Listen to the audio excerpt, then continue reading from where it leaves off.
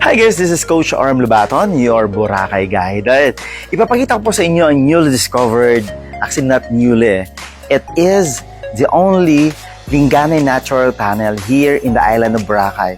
It is one of the tourist spots, no, in Linganay, in Boracay, during low tide. As you can see, it is low tide right now. So tingnan natin, ipapakita ko po sa inyo, ano ba yon?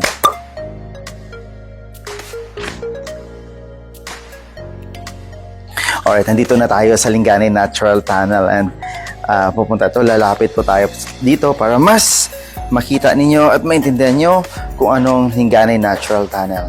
Okay, pag sinabi pong Linganay Natural Tunnel, meron kasi po ditong rock no, nakasabit siya na form na Linganay. Linganay means it's a bell, no?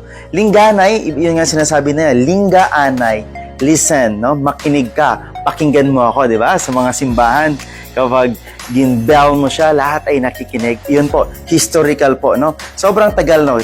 Ito, sobrang tagal na po ito, no? Ito po ay lapos-lapos din, no?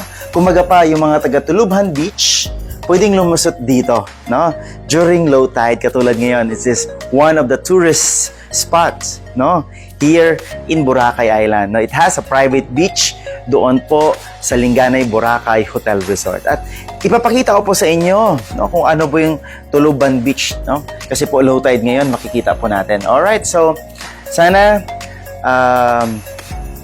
bisitahan nyo ito at tingnan nyo kung gaano ba kaganda magpa-picture dito. Alright, so again, this is Coach RM, your Boracay guide.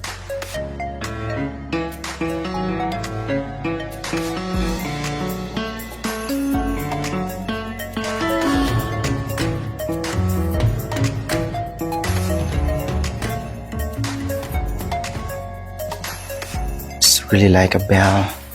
Look at that, it hangs. And so saan ba natin makikita? Ito po, no? Nandito na po. Ang labas po nito ay Tulubhan Beach. And it's really a bell. Diba?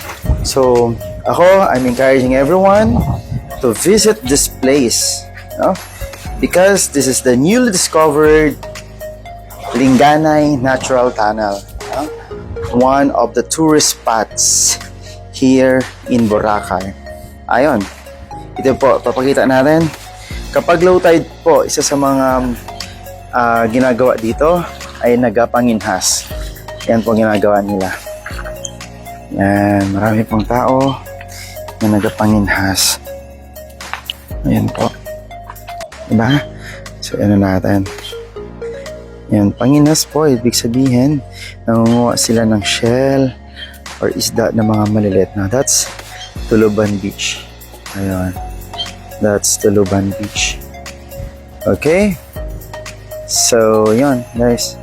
I'm so happy na low tide ngayon at napakita ko sa inyo itong Linganay Natural Tunnel. So, ikot po tayo konti. Ayan. Ito po, ang Linganay Natural Tunnel. Ulitin ko, pabalik na po ako sa loob, no? Ayoko magstay too much dito. Ayan. Yeah, sobrang ganda po dito. So, wala po ako ibang masabi, but I love it. So, ingat-ingat lang mo tayo pag tayo ay nagta-travel from here. So, talagang ginawa ko ay sinadya ko ngayon talaga to para mapakita ko sa inyo. Matagal na ako hindi nakapunta po dito, no? So, very good place. Alright, very good place. And ayan, i-upload po natin ito later. Hindi po tayo pwede mag-live kasi mahina yung yan, meron din dyan. So here, kapag mahangin po sa beachfront from station 123, maganda naman po yung beach dito, no? Yan, pwede ka maligo, pwede ka mag-snorkeling, pwede ka po, lahat pwede mong gawin dito, no? Although mayroon lang mga bed. So that is declared kasi, kung makita nyo doon, that is declared as Marine Sanctuary. Yan. Diba? Parang nasa ibang bansa ka lang pag nandito ka sa Linganay. So, Linganay has its own private beach. Kasi, private access to the beach. Ayan. Yan po, ipakita ko rin sa inyo. Yan. Naglalaro din sila. Nangyapanghinas din sila. Diba? So, ayan po.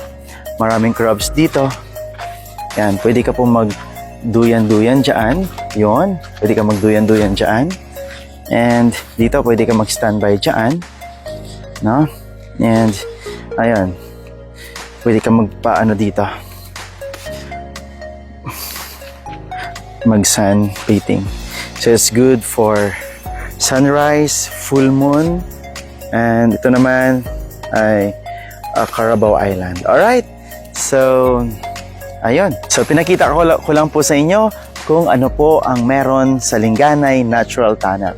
Alright, yung pormahan po natin, hindi po tayo tatakbo ng Barangay Kapitan o Barangay Consial, ha? Tayo po ay tatakbo lang papunta dito sa Linganay. Okay, this is Coach RM, your Boracay Guide. See you po!